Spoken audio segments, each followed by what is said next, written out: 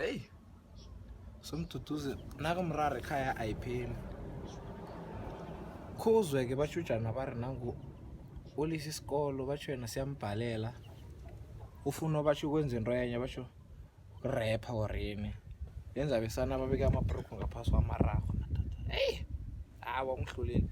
Abakade sithembele kuye ukuthi umntwana lo nguye ozokutshentsha umzi lo.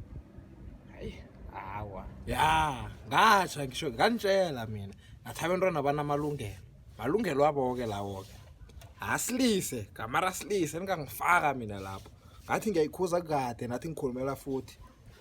Iseni nithi yeso mna senitshwala bami. Hey, angijana bari uyazilawula matata. Basho nakukwela yena kawa. Hayi lapha akazenzi indrezo. Ini? Utsho njalo nakatshela umalumakhe. Atshe nawa indrezo akazuzenza. Malungelo nawe washo ukuba namalungelo abantwana ngitsho. Ina, ngathi umuntu unamalungelo kulo mzilo? Akunamuntu onamalungelo kulo mzilo. Ngimi kuphela. Athoma into zakhe ngitsho. Awu. Seyitshentshwa nguwe namhlanje. Hathekete. Lawa nanguyeza. Tshela yena ke. Jama net lapho mfo. Jama ngaphandle namalungelo akho. Ngapha kwamthweni papi, ngiyawelwa.